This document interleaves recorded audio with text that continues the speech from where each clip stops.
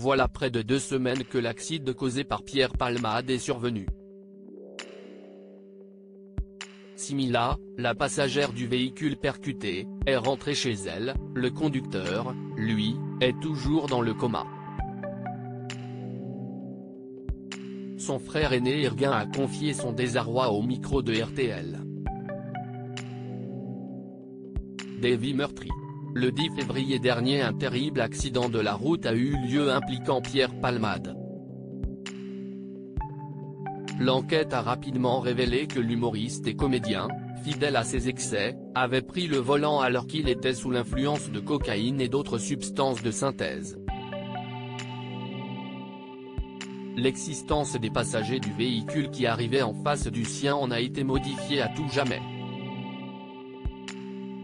Mila, la jeune femme enceinte âgée de 27 ans, a perdu le bébé qu'elle attendait. Le petit garçon de 6 ans qui se trouvait à l'arrière du véhicule, est sorti du coma mais souffre d'une mâchoire cassée. Il éprouverait des difficultés à parler, boire ou à s'alimenter. Le conducteur lui a déjà subi cette opération. Il souffre de multiples fractures, son pied gauche est très abîmé, il aura beaucoup de mal à remarcher. Son larynx a été enfoncé. Pour les proches de la famille, les excuses adressées aux victimes par Pierre Palmade par l'entremise de sa sœur Hélène sont inaudibles. Le 18 février dernier, le neveu du conducteur s'est exaspéré de la décision de justice qui a simplement contraint Pierre Palmade à une assignation à résidence à l'hôpital de Villejuif avec un bracelet électronique. Pierre Palmade a tué un enfant et peut-être mon frère Erguin, frère aîné de Yuxek, le conducteur blessé, a également fait part de sa colère, estimant que la justice avait été trop laxiste avec l'ex-complice de Muriel Robin. Il a rappelé que ce dernier avait été condamné dans une affaire de drogue en 2019, à une amende de 1 500 €.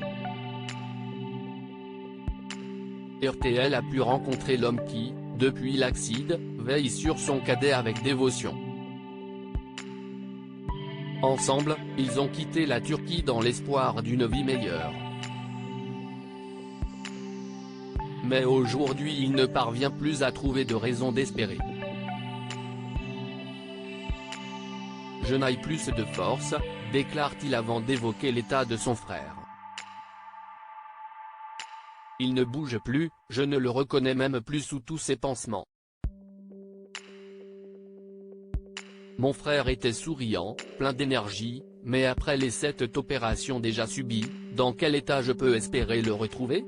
Erguin révèle que son frère n'est toujours pas sorti d'affaire et confesse être hanté par une peur, que son frère meure seul. Les médecins me disent qu'il y a toujours un risque qu'il meure à l'hôpital, donc dès qu'ils viennent me parler, je tremble, je ne peux plus vivre avec cette peur, lâche-t-il.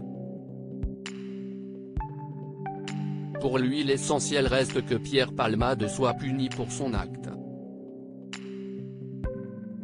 La vraie prison, si est derrière des barreaux. Pierre Palmade a tué un enfant et peut-être mon frère. J'aimerais juste qu'on entende ma souffrance, conclut-il. L'appel de la décision de justice sera examiné ce vendredi 24 février, à 9 h.